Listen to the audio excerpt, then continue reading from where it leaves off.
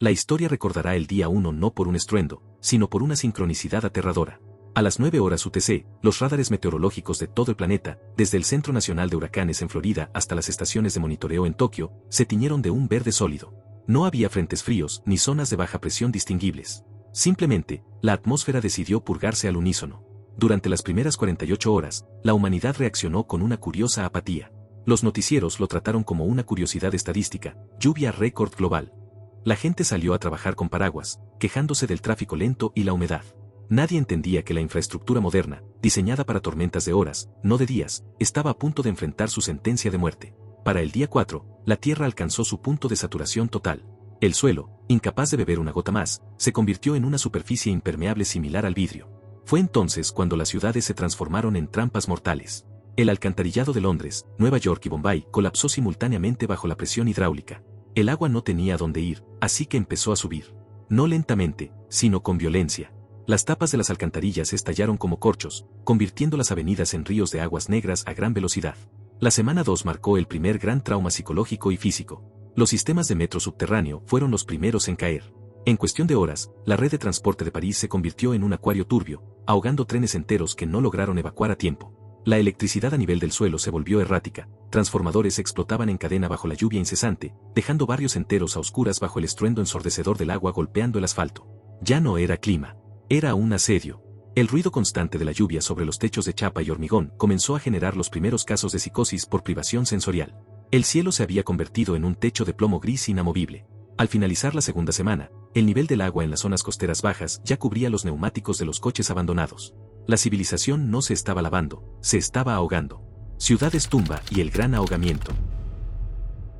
Para el sexto mes, la amenaza dejó de ser el agua que caía del cielo y pasó a ser el suelo bajo nuestros pies. La geología básica dictó sentencia, la Tierra no estaba diseñada para soportar un peso hidráulico infinito. Ocurrió el fenómeno de la licuefacción global. Las bases de las metrópolis modernas, asentadas sobre lechos de arcilla y tierra compacta, se convirtieron en lodo sin fricción. Rascacielos en Miami, Shanghái y Dubái no colapsaron por el viento, sino que se inclinaron y hundieron lentamente en la tierra blanda, tragados por el propio cimiento que debía sostenerlos. El sonido del acero estructural gimiendo antes de partirse se convirtió en la banda sonora de las noches. Las ciudades costeras ya no eran habitables, eran ciudades tumba, laberintos de escombros sumergidos y corrientes traicioneras. Simultáneamente, estalló la crisis biológica. El cuerpo humano no evolucionó para estar perpetuamente mojado.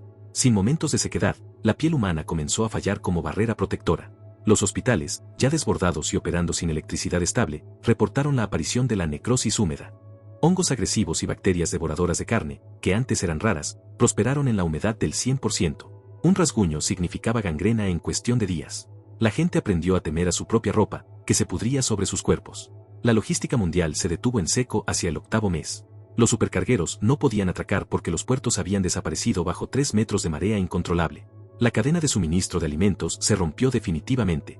El dinero físico y digital perdió su valor instantáneamente. La única moneda válida eran los antibióticos, las lonas impermeables y el terreno elevado. Al cumplirse el año 1, el mapa mundial se había reescrito. Países enteros como los Países Bajos, Bangladesh y gran parte de Florida fueron borrados de la existencia, no por una ola gigante, sino por el ascenso implacable y silencioso del nivel del agua. La humanidad se fracturó en 2 grupos, los ahogados, atrapados en las zonas bajas moribundas, y los peregrinos, columnas de desesperados marchando hacia las cadenas montañosas, dejando atrás un mundo que se disolvía en el barro. El holocausto de las montañas. Para el año 5, la gran migración terminó, no porque todos hubieran llegado, sino porque las puertas se cerraron. Las montañas, idealizadas como arcas de salvación, se revelaron como mataderos topográficos. Entramos en la era de la guerra vertical. Las fronteras nacionales se disolvieron por completo. La nueva geopolítica se definía estrictamente por la altitud. Por encima de la cota de 2.000 metros existía una posibilidad de vida, por debajo, la zona de muerte. Los remanentes de ejércitos organizados y milicias privadas tomaron las cumbres, los Andes, los Alpes, las Rocosas, y establecieron perímetros de tiro libre. No disparaban para conquistar territorio, disparaban para frenar la marea humana que intentaba escalar desde los valles inundados. La lógica era maltusiana y cruel, no había suelo seco para todos. La vida en las laderas se convirtió en una pesadilla física. Sin terreno llano, dormir requiere atarse a las rocas para no deslizarse hacia el abismo durante el sueño. La lluvia constante lavó la capa vegetal fértil en cuestión de meses, haciendo imposible la agricultura tradicional. Los supervivientes vivían de las reservas menguantes de comida enlatada rescatada del viejo mundo. Una lata de duraznos valía más que una vida humana, una lona impermeable seca era un símbolo de realeza.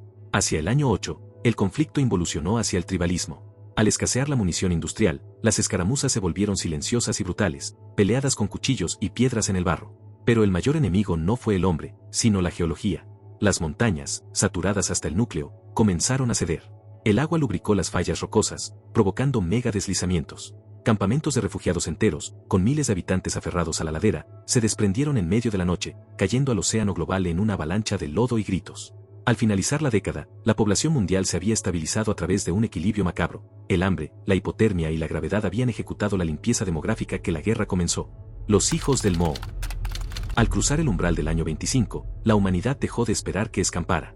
La esperanza fue reemplazada por una adaptación biológica y psicológica forzosa. Surgió la generación gris, jóvenes adultos que nunca vieron el sol, la luna o un cielo estrellado. Fisiológicamente, estos humanos eran distintos.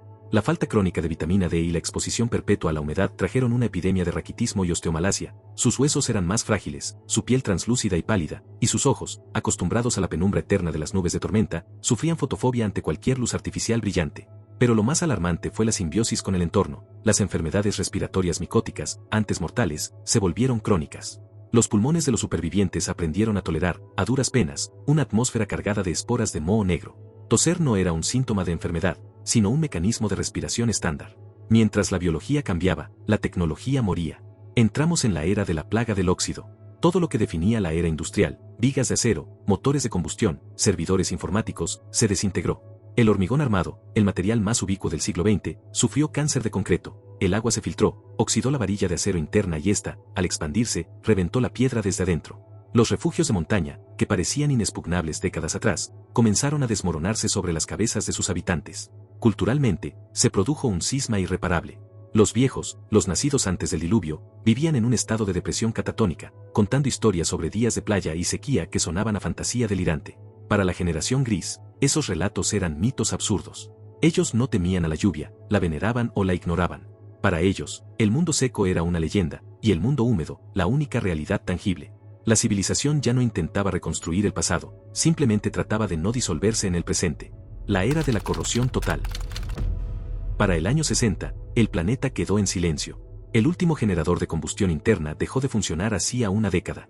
La era industrial no terminó con un estallido nuclear, sino con un susurro ahogado. La fricción, el fuego y la electricidad se convirtieron en mitos de los ancianos. Bajo la superficie del océano global, que había ascendido más de 100 metros debido al derretimiento total de los polos y la expansión térmica, las antiguas metrópolis sufrieron una metamorfosis aterradora.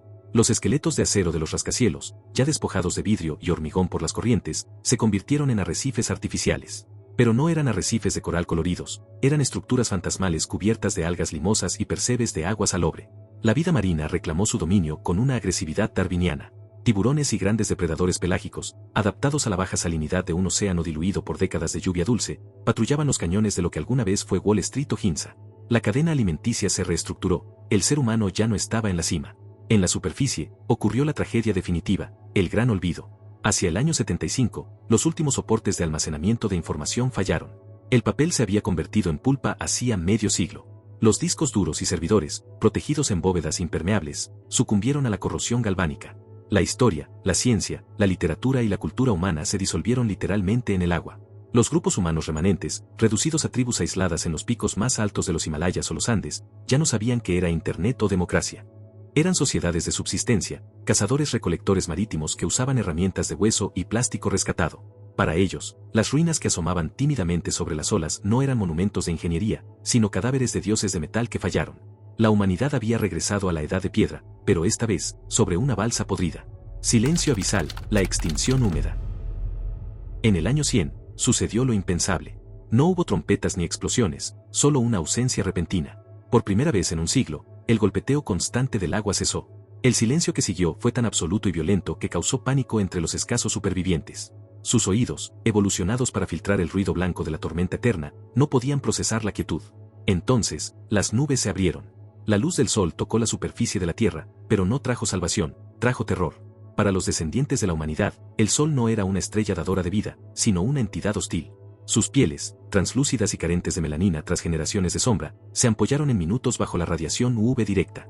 Los humanos huyeron hacia las cuevas y las profundidades del agua, protegiéndose de ese fuego del cielo que sus ancestros añoraban. Habíamos olvidado el calor. La geografía del planeta se ha simplificado de forma brutal. La Tierra es ahora un planeta espejo. El océano global, tranquilo y sin oleaje por la falta de tormentas, refleja el cielo perfectamente. Los continentes son solo recuerdos geológicos, lo que queda son archipiélagos aislados, las antiguas cumbres del Everest, el Aconcagua, el Denali, convertidos en islas estériles de roca lavada. De la civilización humana no queda rastro visible. Las grandes ciudades no son ruinas, son formaciones geológicas submarinas, montículos de óxido y limo indescifrables. El plástico, el legado más duradero de nuestra especie, ha sido triturado en micropartículas que ahora forman parte de la arena del fondo marino, una capa sintética en el estrato geológico que los futuros arqueólogos alienígenas llamarán el antropoceno ahogado. La especie dominante ya no somos nosotros. La vida ha explotado en el agua dulce y salobre. Cefalópodos gigantes y bancos de peces ciegos prosperan en las llanuras abisales que alguna vez fueron campos de trigo. La esfera ya no es verde y azul, es de un azul oscuro, profundo y uniforme. La Tierra ha sobrevivido, curándose de la fiebre industrial mediante un baño de 100 años. El planeta sigue girando, sereno y limpio, finalmente en paz, habiéndose lavado a la humanidad de su espalda.